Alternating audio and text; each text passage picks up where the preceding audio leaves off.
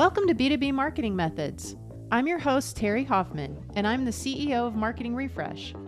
Let's face it, embracing digital marketing is daunting. This podcast was created to make it more approachable. Join me as we talk to CEOs, sales leaders, and revenue growth experts who will share lessons learned and tips from their own journeys.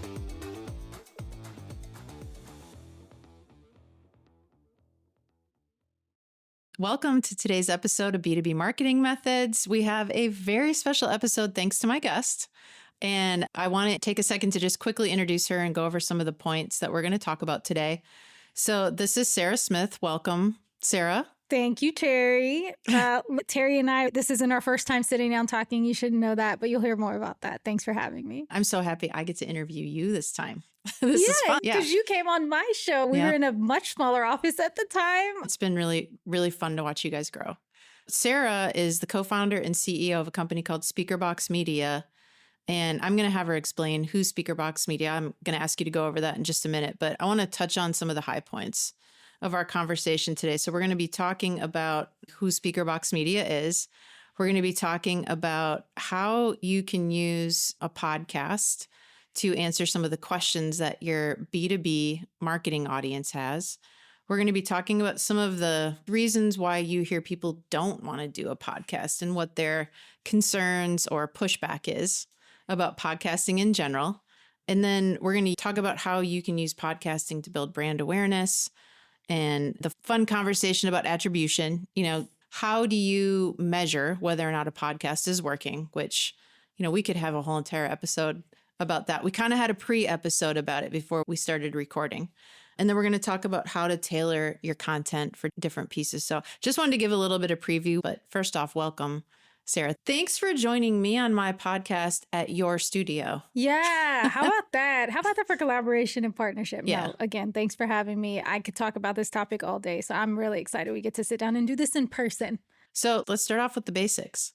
You're the co-founder and CEO of SpeakerBox Media.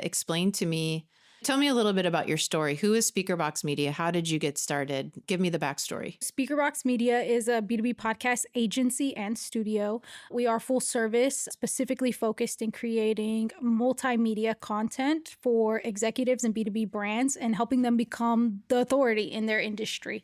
And so we started in 2018. I started the company with my co-founder and husband, Ray. And the way that the company came about was really in an organic way. He was into audio engineering and marketing back in the day, creating music. And that's what you did in Houston. So we're headquartered in Houston, but, you know, record nationally. And my background is in photography. I've been shooting and selling photography since I was 18. He was on an engineering track and I was on a pharmacy track, like most people in Houston are. And we both at some point were just like, we don't want to do this with our lives. That's not what we want to do, not what we're passionate about. And so we were dabbling, creating things on the weekend. And I was in my final year of business school, and you have to do a fictitious business as part of your final capstone project in business school. And so we had been dabbling with the idea of starting a business. And so I said, well, let's kind of make it official, unofficial. Let's see what this could look like if I'm going to spend a year researching this project. SpeakerBox was actually like my fictitious business, and it was the first version of a business plan. And when we did the research, I felt like as I progressed through that, it became very apparent to me there was an actual opportunity here. There was, and that at that time, which was 2017, 2018, there was nothing podcasting in Houston, very little, if anything, in Texas. Most things were film specific or focused. We are like, holy moly, do we just find something that doesn't exist here? Wow. And I think both of us, there was no convincing at that point. Both of us were just like, I think we found it. We found this overlap in our unique skill sets. And we felt like we could bring something new to the market and to Houston, which is does global things, the coolest stuff in the world that I think a lot of people didn't even realize happened here. So we started it in our spare bedroom of our house with $500 and said, great, let's go get our first clients. And I won't lie, that really was largely Ray's job. The first 2 years, he ran the company mostly by himself. I was part-time, would come home and do the books after my full-time. And once we grew it to 6 figures, then that's when I came on full-time. So. Yeah. It's been a fun adventure and I'm sure we get to see the fun and exciting parts of it. Yeah. And you two are, really rolling up your sleeves and putting in the hard work to build it to what it is. And so I've known you guys, I want to say, for about 4 or 5 years. It may be longer, and I'm getting old, so I don't always remember all those details. But I think what's been interesting too is to watch you guys test different business models. And, we're going to talk about podcasting and marketing, but ultimately I have a lot of business owner listeners and business people who are listeners. And I'm not going to ask you to walk through the different business models, but maybe you could just talk a little bit about how the journey, that you've gone on, because you've tried some different things. And I think I really respect that you guys have been willing to try some different approaches until you found, your niche in the market and what would actually work as a business model in Houston. Yeah, honestly, when we came out, I felt we both have a high sense of urgency. And so we both felt behind. We were like, oh my gosh, someone's going to do this tomorrow. And honestly, we didn't realize how early to the market we were. Mm-hmm. Marketing in Houston is still largely developing and has been. And I don't have to tell that to you, who's been at this 3 times as long as we have, right? And so multimedia content and even businesses having social media platforms and media platforms, that's like unheard of, right? At the time, but we didn't know that. So, naively came in thinking we're behind and we're gonna push this forward. One of the early decisions we made, one thing about us I'll say is we've never been scared to zig when everybody else is zagging. We've always been okay to go against the grain, but you do have to, from a cash flow and revenue perspective, be able to support that. We've always reserved at least 20%. We've always put back into the company as founders, and we've always reserved budget for innovation. I've always kept that running since the inception, even if it was just Ray thinking about ideas on the weekend, pushing, thinking of creative ways to apply what we're doing different. But we did make an early decision to have an office in a time where people were really backing out of that and going remote. But I really believed opening a studio, even at the time, though it was 100 square in a co-working space, was an effort to be able to show what we can do. Yeah. So one thing that's always been ingrained that I think has helped us is showing our work. We've always been big on that. And listening to the market. Every single thing, every product that we've built at SpeakerBox has come from listening to the market. And post-COVID, so we opened our office in 2019 and then COVID hits. And it's like, did we just make the worst decision and get into an office lease when everything went remote? But to our benefit, our office was so small. We called it the Houston Pod to make light of the fact that it really was like a pod. You could fit maybe 2 or 3 people in there, and we're like, forget it. We're just going to dive into the creativity of it. We're Space City. This is a space pod, whatever. But funny enough, people needed to social distance at that time. So that little pod, there were a lot of great combos had in there. It came in at a time where people could utilize it, and we just kept listening. We've always been ear to the ground, listening to our customers, consistently connecting feedback, and applying that, not being scared to pre-launch product lines and see how they perform, get feedback on what people liked about them, what they didn't. If I were to give this away for free, would you take it? Those type of things, and just never really attaching ourselves too much to our feelings about what we thought the company should be, but really built in a way that we wanted to focus on serving them well, regardless of where they were in their marketing journey. Sometimes that was heavier on the education side than I would have liked. Sometimes it was pushing us on the creativity side, but we've never shied away from taking up the challenge to help them become the expert and to start producing multimedia content for their companies. Yeah. I think it's very clear that you guys believe in your product. You believe in this channel of marketing, but it's really a way to connect. And I love that you guys are very committed to it and really believe in it. Explain where your business model has shifted to now, because we're sitting in your studio. It's so well done. It's in downtown Houston in one of the well-known historical buildings, known for its architecture, and it's a really cool vibe in the office. But I would really love it if you'd explain your offering now and where you've found your sweet spot in the market. Yeah, I think one is we believe in story, and we will die on that hill that it is creatively an important part of any brand. And we show that. We show that in not just the quality and output of our work for ourselves and our customers, but even in the office that we selected. The story here is a beautiful story. And we just embed that story is ingrained in everything we do. And so business model wise, we have always had a studio since inception. We Mhm. just kept it private. We only used it for our clients. And after we developed that process in stealth in a lot of ways and only used it for our clients, and then we kept getting requests. Hey, could we book out your studio? Could we do this? It was kind of an underground thing. And we went back and forth on whether we wanted to have like a publicly facing studio, and finally decided after we had built the team and built the process enough that we were ready to do that. So this is actually the first year that we opened the studio publicly. Part of that was all about space and getting the right space for us, checking the P's and Q's of logistics and what the experience we wanted to create was in studio. And so we pulled the trigger on that this year, and it's been extremely foundational for us in the sense that, one, as a business owner, you want to develop different profit centers. So that's obviously one strategic move. But the other is that all of our products, what we're really creating here is an ecosystem of things that fit into the content creation suite of what our clients need. Yeah. And so it's just back to taking that feedback. So, but we have an agency model that is retainer based or project driven, if you will. And then we have a studio that you can book that is more specific, like instantaneous purchase. But it really was about diversification and the scale of pushing the quality of what we wanted to do for ourselves and allowing others to take part in that too, whether they used us as an agency or not. Yeah. I think what's really interesting to it as a marketer, I would call it part of your values, is you guys really focus on quality and the experience.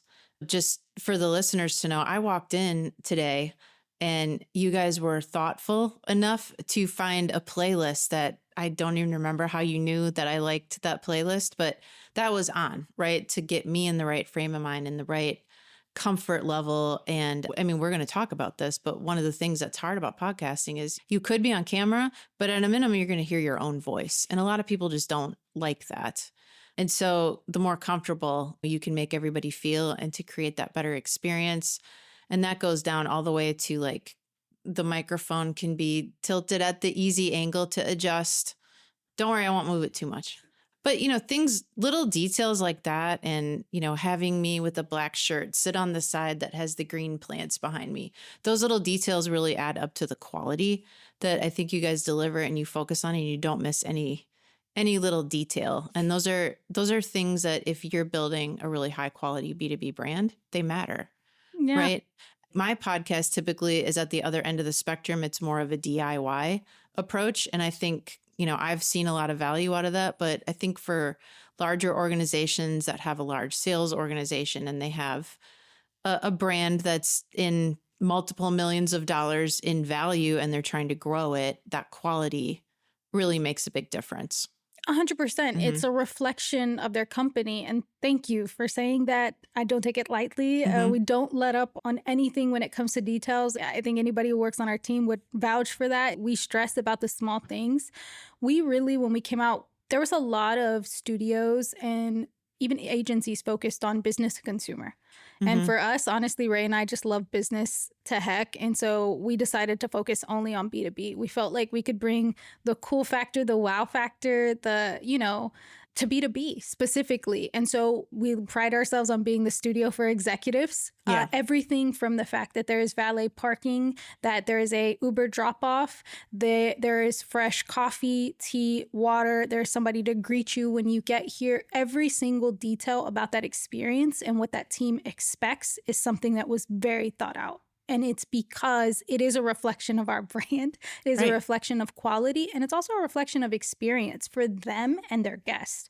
For us, the brands that are coming, they're bringing their best people in their network. And we really view ourselves as an extension of their brand, and we want to represent them well. So we stress on the small stuff because we want to add to their brand equity, both in terms of the, you know, the value that we provide on the back end with content, but also the experience. It sets the precedent for everything about how that company operates. And that's what I hear most often when it comes to this conversation of quality or not quality is you can put things out and you can do things in a way where it negatively affects your brand equity and in the marketplace and how people view you. And so I 100% agree. Obviously, I'm a stickler for quality, that's why people find this important at the level that they choose to do it with us. Yeah, that's awesome. I'm sure it's been hard to stick to that standard at times. Because it's not like when there are other options out there, there's a spectrum of prices, right? Mhm. And so you guys know exactly who your audience is, you know where you're positioned, and it's important to hold that standard of quality, I think, for the companies and brands that you work with. So I want to dive into some of the things we previewed Okay. when I opened. What are some of, I touched on one or two of them, but like, what are the things you hear as far as, I don't really think I want a podcast? I get why a podcast could help my brand, but let me tell you all the reasons why, or what they're thinking are the reasons why a podcast may not work for their brand or fit for us. Like one, for example, would be, do I have to be on camera? And do all of my guests have to be on camera? And what are the angles? And what do I wear? And I mean, we run into difficulties with that just for a headshot, right? A lot of people don't like the way that they look and they don't like the way that they present themselves. It makes you self-conscious. But what are some of, if that's one example, maybe you can elaborate on that and just talk about some of the things you commonly hear. Yeah, definitely. So one is that what people believe a podcast is. So when we Okay. started, initially a podcast is largely audio only, Mhm. but podcasting has changed and accelerated into full scale video as well. And so I think that shift, sometimes when people think about applying a strategy, they're still thinking through it through the lens of like, we're going to sit down on a mic and just have an audio only podcast. Yeah. And they're really not thinking about the opportunity that having a audio video podcast creates for them. So I think that's one. It's just, oh, well, we don't need an audio strategy because they're still thinking about a podcast as audio only. Mhm. So that's one. Two, I think, is they don't understand how this works within their sales cycle or for their marketing. Largely, people still attribute it to just brand awareness. Oh, this is just great top of funnel brand awareness. And the best brands that I know are using it for sales enablement.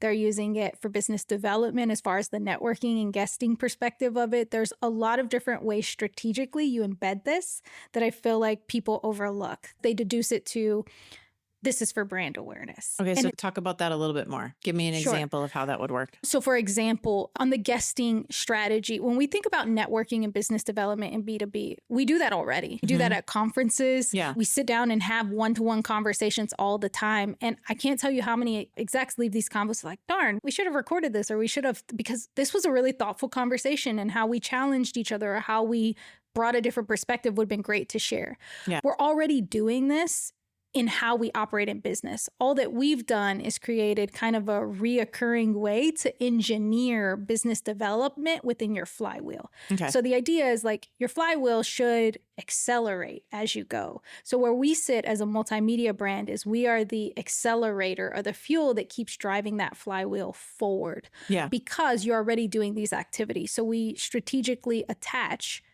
video podcasting or multimedia content, if you will, if you have to get that word out of your head, to that. Whether you're doing webinars, whether you're going to conferences.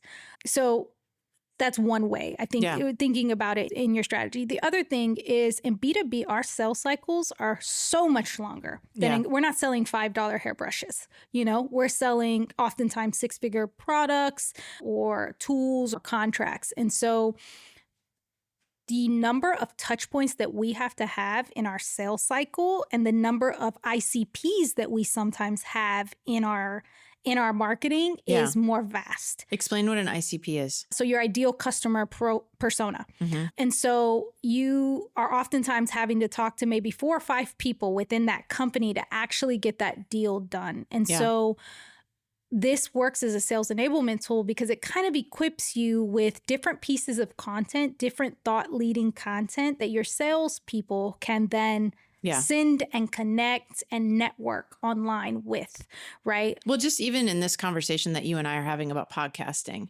I may want to connect with a VP of marketing. That VP of marketing may need to convince the CEO. Yep. That a podcast or investing in marketing would be important. There may be a marketing manager or somebody in the field who has all the subject matter expertise for that brand who's like, wait a minute, why do you need some of my time? The podcast, like every discussion can be broken down and little pieces of that entire conversation may appeal to different people or those ICPs, those personas that you need to build a relationship with. And it shows people a lot about how you do business, who you are, right? And we do business with, you said it, people we know, like, and trust. And that's 100% true. And so by conversationally someone being able to watch something engaging, help, me talking about the product, talking about how to apply it, a perspective is shaped on the back end. What a lot of people, there's already data that shows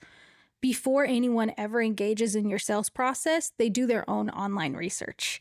And it's like 90 something percent. It's insane. It's a huge number. It's a huge number. If you don't have any type of content online, like sometimes base layer website, base layer social, if you have no thought leading content online, then the likelihood that you're going to convert basically is way less than your competitors, right?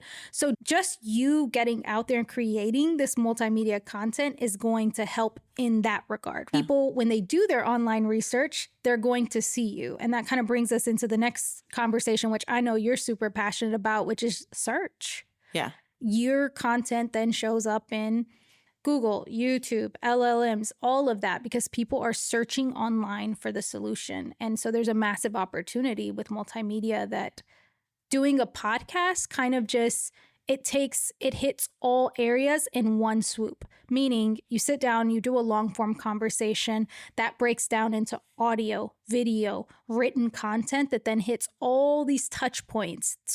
And on top of that, if you do in B2B a guest-driven podcast or interview-based podcast like we're doing, you've also hit your networking and your business development at scale. So it really is an engine that helps drive business development as a long-term strategy. Yeah. Okay. So you're making me wonder if another, I guess, concern that you hear pretty common is, I don't really think our brand is that interesting. I'm not even really sure what we would talk about, right? What could we say that would last 30 minutes or 40 minutes and multiple episodes of 30 or 40 minutes that anyone would possibly be interested in? Yeah, good point. Yes, I don't think anyone would want to listen to it. And so, that is a common objection. And the reality is most of the time, I'll ask, who are they benchmarking against, right? And it's like, you're looking at Joe Rogan or you're looking at the top podcasters and you're saying they have millions of views. We won't have that. Yeah. And so I go back and, in B2B, the reality is you don't need millions of views. You need 100 to 1,000 of the right people on your content. Yeah. That's the reality. So restructuring the idea of what success looks like in this arena when you're applying it in a B2B way is super critical. And that's kind of how we walk them through that. So we kind of go through the guesting strategy of it, partners, referral partners, your customers, all the areas in which you are able to get 100 to 1,000 of the right people consistently tuning in and seeing you as the authority and the number of opportunities that open up from that. Right. I think, even to get into the weeds a little bit, it's what are the common things you get asked over and over so that if you had them answered in a recorded episode that can be shared at scale by your salespeople. What are the things that you wish people knew about your brand or the way that you do business or the way that your customer service team works? These are differentiators for your brand that can often be really challenging to show or prove before somebody is doing business with you. And I think a podcast gives brands a great platform to show off some of those more soft or touchy-feely elements of a brand that are harder to just list on a website. Yeah, right? It's also nuances. Like a lot of our customers come in with really like technical products. And it's like, no, when you go to these industry specific conferences, you see the 100 to 1,000 people who are very deep in your industry. The way that you talk about something, the way you show up, the little affinity pieces you have on your shelf, the things that we really relate to other people with and we don't realize we do, all of those things show up in multimedia and help people along that buying decision of you're for me because you like this too, you know? And it's important. I mean, you can't negate it in sales. That is part of why people choose you. You either get rungs forward into the yes or rungs towards the no. And it certainly helps when people feel like you align on what you sell, how you sell it, your goals. And then the plus is, hey, I like to work with you too because we like similar things or we talk about similar things. Exactly. It's a different way to get to know someone in addition to understanding if they have that technical expertise or industry expertise. It's like, well, now I see what it would be like to sit in a meeting with them and get to know them and communicate with them and understand them. And I mean, communication is so important. The B2B space, knowing that you're working with a vendor or a partner or someone that you're going into business with that you feel comfortable with. I mean, that is a differentiator for a lot of B2B brands, whether they want to believe it or not. It is. Are you easy to do business with? Do you seem like you would be easy to work with? Do you seem like you would be easy for me to talk to? Does it seem like I would have an easy time picking up the phone if I had something to complain about or talk through with you? It just helps your approachability.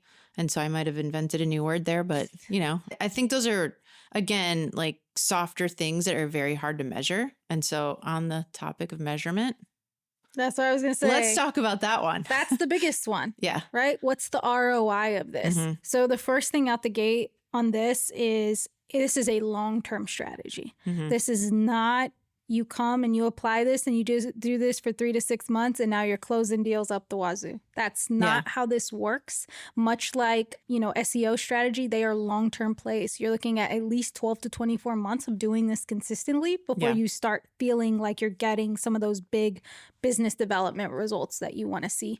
So I like to tell people when it comes down to the first kind of inklings of ROI, you start to see, so our tagline is become the authority, which is you're already the best at what you do in your industry. You're just too quiet about it. Right? You're not out here talking about what you do, how you do it, the results that your customers are getting, and everyone in their industry should be doing that.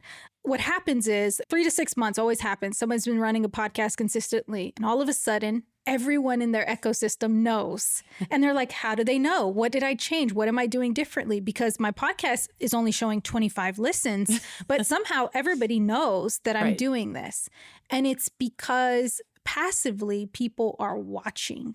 And that's very hard to attribute sometimes. Chris Walker called it dark social, and I still largely agree with that, is that you're putting these things out and people notice. So 3 to 6 months, people start saying, hey, I saw your content, I saw your podcast. And you're like, well, that's funny because you didn't like or comment or do anything. Right. And the reality is people are passively watching what you're doing, and it matters. It matters in your sales process. So that's initially on the ROI, you're getting some of those soft kind of, then it's, hey, you're a great speaker. I saw you on your podcast. Would you come present? Would you come present to this room or that room? Or people start to get speaking opportunities. Yeah. And all of a sudden they're pushed to the front runner of their industry specific conference. And they're like, how did I get here? It's because you showed that you could do that. Yeah. So that in what is the value in getting in front of a room of 100 to 300 very concentrated people in your industry? I mean, it takes time to see that all the way through. And then obviously, there are metrics and on the data sides of socials and things like that you track. Yeah. Should those things be trending up, all of them? Absolutely. That's building your brand equity. And yes, that brand awareness. We're really big believers in data. Data tells us what we're doing well and what we're not doing well or what we can improve. And so on the content side, where it's not just about putting out this many clips, it's what's your engagement percentage, what's your average viewer duration. Those data points tell us when we're gathering share of voice and therefore hopefully share of market. Yeah. So those things should correlate over time, right? Yeah. And the last thing is that it sometimes goes unnoticed. I do think it is also an internal culture builder and attraction mechanism for your brand. People would be very surprised how many people that they're trying to hire as they're recruiting and talent that also go do their research on the brand and figure out, is this a company I want to spend time with? There's been so many customers of ours that people have come to their company either by way of their podcast or through hearing or seeing something, and they mention it. That's really funny. I was thinking about that when you were talking about the ways that you can impact and how you can measure if it's successful or not. I was thinking it's just a great way to show if you are planning on joining a leadership team or you're planning on looking for a job out in the facility, any role. You get to learn more about that company's culture, how leadership operates, how the people in their whole business network think and operate. That should show some quality. I think companies who invest in a podcast, and I'm going to use the word invest because I think it's people who are trying to invest in their brand and something bigger, people who view it as a transaction, or whether they're looking at the investment in a podcast as a transaction or looking to get transactions out of it, I don't know that that really makes for the best client for us when it comes to marketing. You have to look at it as, yes, you might initially just be getting awareness out of it and building your brand. But until you've done that, you don't have enough visibility when people are out looking and doing their research to then have it turn into a sales conversation or give your salespeople a chance to get through the door. I think one of the most interesting stories that one of our clients has told us about starting a podcast is, I was going to the same conferences and trade shows for years. People would walk up to the booth. They would look up at our sign and say, "Oh, XYZ company, tell me what you do." 1 year after the podcast launched, they would walk up and look, "Oh, I've been looking for you. I know who you are. I've been seeking you out," right? How do you measure that? Yeah. How do you measure that type of recognition? It's really difficult. And I'm not going to lie, any marketing company who says they have attribution figured all the way out, red flag, No. red flag. No. It's Yep. so hard. And just as, more platforms creates more surface area to try to do that. So within the process, it's like, asking salespeople, how did they hear about us? Asking your customers, how did they hear about you? Embedding all those places where people could say, yes, I found you on ChatGPT, or I found you on LinkedIn, or, I've seen those already from my own show. It happened to me. I was in a room and someone walked up and they said, my CMO sent me over here and said, I have to meet you. I need to talk. Their CMO was like, hey, you got one mission today. Go find this person. Oh. And how did they know about us? Content on LinkedIn. It's the only way. It's the only thing that this person interacted with. And then when I had a chance to meet the CMO, I asked and she verified that for me. But it's verifying it and actually documenting that as a sales and marketing team, like what's working, right?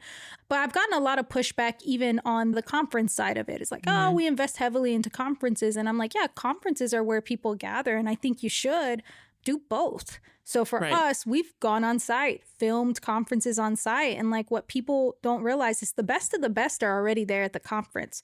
So running an outbound booking strategy against the speakers and the thought leaders that are there, man, you can get some really great people just because they're already in conference mode. They're there to do business. They're there to network. And so attaching this strategy to what's already working well for you, it just 10Xs, it just amplifies it. But to your point, it's the age-old question in B2B. Where did the sale come from and how can we perfectly measure it to that? And I really just try to ask people to step back and like run experiments and let's just use our problem solving and say, what 3 things did we change this year? Was a podcast one of those? And is your revenue up? Then it probably has a lot to do with that. The other thing I think is your salespeople will tell you. 100%. Your salespeople will tell you. Are you hearing people commenting on it? Are you finding that to be a tool that helps open the doors? Your HR department will tell you. We're getting great people in the market to coming to us looking for something instead of me having to go out and actively try to find the next pool of candidates. Those candidates are approaching us. And I think it can be somewhat anecdotal. I would really encourage leaders of those brands to be okay with that. Mm-hmm. It's okay if the feedback is anecdotal and that you're seeing the trends in the data going the right way. But in reality, most B2B companies don't need numbers. And you were talking about that earlier. It's like if it just resulted in 5 new sales this year or made 10 deals you were working on take a shorter period of time, or it got you that one great hire that you had just really struggled to find the right fit for, like, aren't those little anecdotal examples enough to help you invest in your brand? Yeah, change? What's the lifetime value of that? Right, exactly. And we try as best we can. We obviously collect data and we try as best we can to map that back to certain specifics when we're talking about what result was generated from it. One of the ones that was super interesting, I think internal podcasts are really slept on. It's like an undercover kind of ROI that I feel like a lot of people don't understand. So we have quite a few customers who do internal, they're private, they're not syndicated across platforms, podcasts for their company. Because you're talking, I've got 5,000 employees, I've got a global company, and how do I connect with these employees at scale in a way that's meaningful for them and that helps drive, that's their target audience, that drives the mission and vision of this company forward in a way that's really tangible. And so we had a client recently who we measured like the engagement numbers on how many people, because they have technicians in the field, so they're not able to watch. We did audio and video. They embedded it into like their, I'm going to miss the word here, but they're Microsoft based. So what is their workspace? SharePoint? Their SharePoint. Okay. Their SharePoint. And so the employees are able to access it that way. And they came back and the engagement numbers of the number of people who listened to, they did the executive leadership team. So it was the CEO, all of the executive leadership team. Episodes, right? It was the highest engagement on anything they had ever sent out to their employees to watch or attend. And so it's like, how do you measure that for a global company and like the impact that's going to have from your salespeople, your field people hearing the mission, vision, what's progressing, getting those micro changes in the company that you want people to latch onto and message well in the market? Yeah. How do you measure that, the success of that, right? It feels so much more personal than the kind of traditional, we're doing the all hands on deck, all company broadcast, which I've worked for companies that have done that before, and you're like stuck way in the back of the room and you can't see the screen and you can barely hear it. And when you are able to just listen to it in a podcast format on your own time and in your own environment, then it makes it feel like it was more personally sent to you as a message, the way it lands. Yeah. And it's more accessible. You have visual learners, you have auditory learners, you have people who love to read. And this is a way to hit all of those learning styles, both internally, but also externally. You have people who find you through video. You have people who find you on your blog, people who find you on YouTube or Reddit, right? There's all different types of places that people discover and learn. And so this mechanism works for the accessibility of that too. In this case, specifically where you have field workers who are they're on the rig or they're in the manufacturing warehouse all day, right? They're able to listen rather than, watch. And so that retention and that engagement is higher because of that by way of design. Yeah. Do you know another thing that I'm thinking about as we're talking here is, guess what? Podcasts are edited. Imagine. Podcasts can be edited, right? And so, that's a positive, the way that I'm at least trying to communicate it, because I've done episodes and I'm communicating. And if you aren't pleased with the way a message came out, or you want to take a step back and restate what you said, we haven't had to do that so far, knock on wood, in this episode, but that happens, right? Yeah. And so I think you have an open conversation and you have a flow, but you also are controlling the message that goes out so that you can manage it and you can edit it. You can edit it into shorter segments and shorter clips. I think the editing part is something that gets lost. Yeah. Right. Sometimes it probably sounds kind of obvious, but I don't think a lot of people really think of the reality.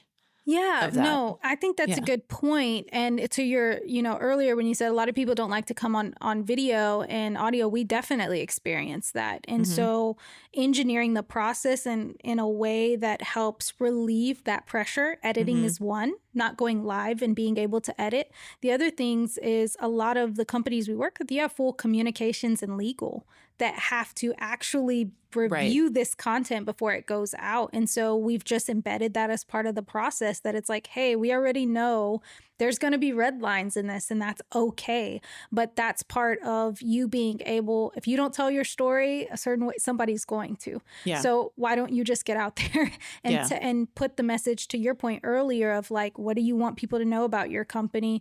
How do I control at scale how everyone across the organization and the industry are talking about us. Well, you've got to be the first person to put that out there. So those pieces in the process, I think, are super important, and it sets a lot of people at ease.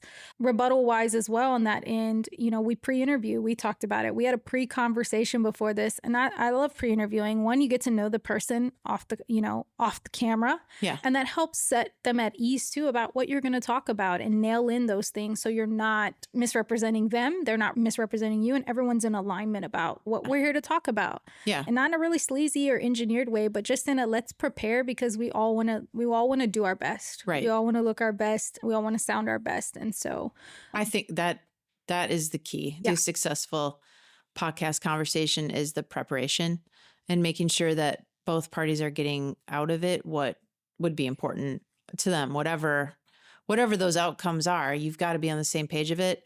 I've noticed that there are sometimes people that I'll interview, and as I'm feeling like, oh, this is easy. We both do this all day, every day, right? This is easy to sit down and have this conversation. But I think there are a lot of different personality types. And one personality type likes to be able to go back and reflect and pull research data or have whatever information they want to have at their fingertips and have it top of mind. So they're not trying to kind of struggle during the conversation to come up with a piece of information that is really important. So I think that prep is incredibly important. That's, and sometimes people are like, oh, your conversations sound so easy. And I'm like, they're not though, because I'm glad that's what it looks like. Yeah. It's because we prepared. Mm-hmm. We already knew what we were going to cover and we talked about it. And every now and then the conversation goes in a different direction. But that preparation is key. And it's especially key in organizations that have a message that they need to be in compliance, or there are regulations in their industry that dictate things that they can and cannot say. Yep. They can plan for it and be prepared. For sure. Yeah. For sure. Yeah. Dealing in medical, manufacturing, finance, a lot of the areas that some of our companies come from, that's big. Right. So yeah. We can talk about anything in marketing. Yeah. It doesn't matter. Yeah. Nobody cares except the people are going to call you out about your acronyms and not knowing them correctly. Yeah. But if you don't say SEO or GEO or whatever the latest term is, then you and I will get emails later for that. Okay. But that's okay. Yeah. Actually, we talked about this slightly earlier, but I think it's really important. So something I have been getting asked much more in the last 6 months in particular is, how do we show up in LLMs? And I'm going to be even more specific there because I don't want to assume that our audience knows all the acronyms and terminology. But if someone is searching for me on Gemini or ChatGPT or Claude or any one of the other 10 that there are, I can't even remember, Perplexity, there's a million of them out there now. If somebody's searching for me, how do I show up? There has been this whole mass chaos in the marketing industry about what do we call it now? Do we call it SEO? Do we call it GEO? Who cares? People search on different things and you want your brand to be found. That's what it comes down to. So if I have a podcast, is that another way for me to show up in the LLMs like ChatGPT and all of the others? 100%, because they're all pulling from what the base layer first is copy. So they're all crawling copy. So let's just use YouTube as an example. Massive opportunity on YouTube. And why? Who owns it? Parent company is Google. Mm-hmm. So when people go search, whether it's on YouTube, but let's use Google as an example. Currently, if I go search something on Google, if I search a question or a topic and there's a video on that topic, it is going to pop up on the top right or right immediately underneath that search bar in ChatGPT or Gemini that's actually pulling those results in. Right. And so let's really think about, if we go back on marketing, we pay for advertisement spots at the top. Right. And those are super expensive sometimes depending on your keyword strategy. So when you have multimedia content that is serving the audience and answering the questions that these search engines are trying to serve up good results for, your media skips the line all the way to the top, with the viewership improving that, yes, you answered this successfully and well, and it's great, it's being consumed a lot. You really get to skip the line. It's a massive opportunity. And like you said, all of these platforms are search-based: Instagram, TikTok, YouTube, and the base layer of LLMs. It's all search or problem solving based. And so it all just functions it's just an extension of. Right. I hate all the different acronyms as well. I'm just like, listen, at the end of the day, like there are people searching. Multimedia content is being scraped just like copy was being scraped 20 Right. years ago. Yep. And it's going to be served up in results if you have a authoritative piece of content that helps that person on the other end solve that problem. Yeah. So, I mean, there's just so many reasons a podcast can be valuable. I think being found online, building your brand, helping people understand what's special and unique about your business. I mean, we've talked about a lot of them already, but Yeah. I think right now, because it's so timely, the ability to use a podcast as a tool to expand the topics you're known for and showing up in LLMs is just adding another reason to go in that direction. And I think I'm glad you kind of broke that down and explained it. Because I think there's like a lot of X's and O's to it too, right? You record the podcast, you can break it into clips. You've got videos. You can put those videos on YouTube. You can put them on all the podcast platforms. You can create a transcript. That's all the words that can have all the keywords in it and the way you name the podcast. Everybody listening, that's what SpeakerBox, you're experts in breaking down all the X's and O's. But I think the reach and the ability to have all of those different things like spider web out, Correct. and hit so many different marketing channels is just incredible. It's one activity that has so much reach. Yeah. More than just about any other marketing tool that I can think of. And organically, even Right. when you don't Yeah. have a marketing budget to attribute to paid yet, it lets you do it organically. It already does that. Here's the secondary layer, and I'll just use us as an example. So you do that across your platform and you have all that spider web effect, those tentacles out, right? Well, we co-collaborate on this and we do this together. And now not only is my brand and my content, because we're going to share it together on our platforms, exposed to the web that I have, the network that I have, but it's also yours. So there's this cross collaboration that happens when you do co-collaborative multimedia content like this, that it's just like, I don't know another organic way you can get that same level of reach at the cost that you did it. So, so I think that's also another piece that it's like the massive opportunity. And when you don't have multimedia content to serve these platforms, you're just not going to be indexed. That's the reality. Right. Like, you don't have video content, you're not going to be indexed. So that's where you're missing out with adding that additional layer of the video, or why video or audio specifically. I mean, Right. multimedia is the strategy that we're focused on, but because of everything we just said, because strategically it makes the most sense when you're trying to organically do something. And one of the things that I love about that as well is you can organically test at scale. Like, say this podcast, we break it up, we put out 10 clips and one or two of them pops and we say, ooh, people really liked that. It's immediate. Immediately we have data that says this message that we said or this thing hit a nerve with people. Let's double down on that. Yeah. Now let's apply our page strategy, or now let's amplify that and reslate that content, 2 weeks from now, or put in our newsletter at a conference or whatever the case is. So that real-time data and feedback from the market and audience, second to none. I mean, it's just, it's really cool. Yeah, no, that's a really good point. I completely agree with that. Well, let's see. I'm looking over my list that I initially made. I think we hit all of the points. Are there things here? Are there other things? Yeah, this is You the take other a glance thing at too. it to make sure we haven't missed anything that we promised we would talk about. I think we hit it all. We did. Yeah. There's maybe one additional thing that I would say when it comes to content.